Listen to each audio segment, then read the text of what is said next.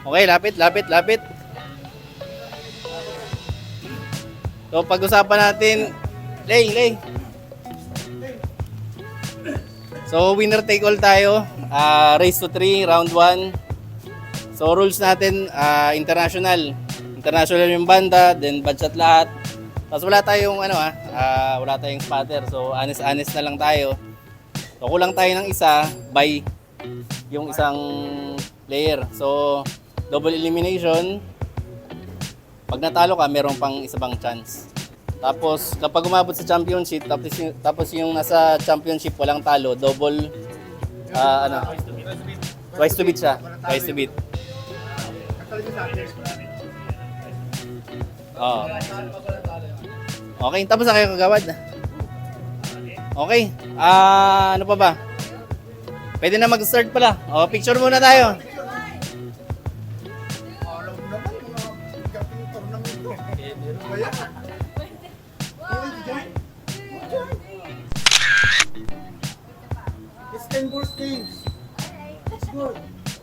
Okay, pwede na mag-start ang table 3, 4, 2.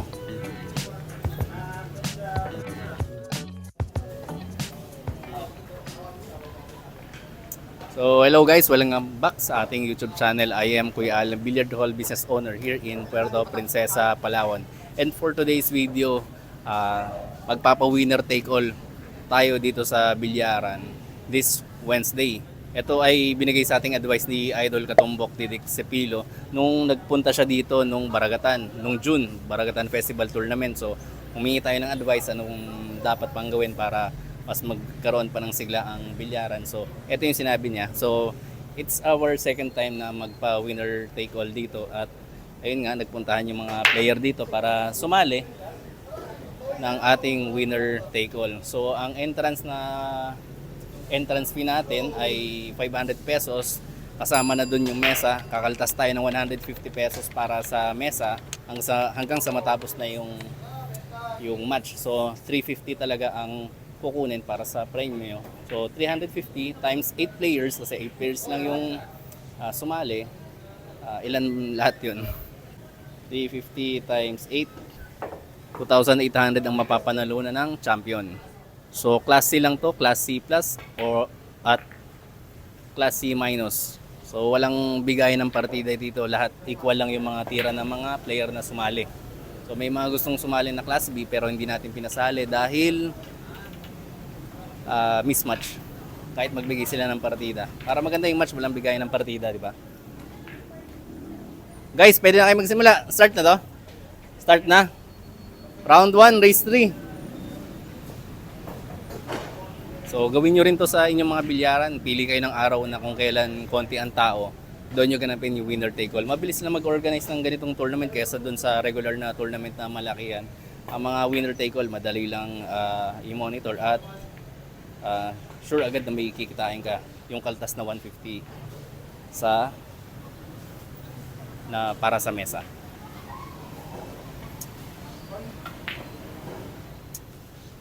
Pwede pa natin taasan yung entrance fee para mas malaki din yung premyo at mas malaki din yung kaltas dun sa mesa. So, double elimination ang ginawa natin. Medyo mas matagal ito kasi nagre-request sila na double elimination kasi pag single elimination parang sayang kasi isang match laglag ka na. Unlike kung double elimination, meron ka pang second chance. Oh, may golden break ka. Race 3.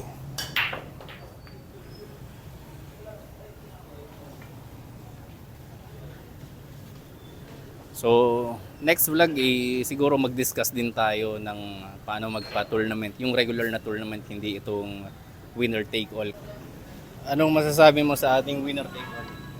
Very good idea para sa aming mga class A. Unang tournament dito para sa mga class A. Apat na lamesa gamit natin. Table 1, 2, 3, 4. So lahat yan kasali sa tournament.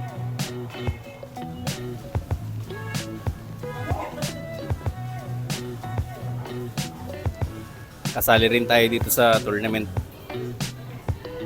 So kompleto yung player, 8 players na ang nag-join. So sana pala rin tayo.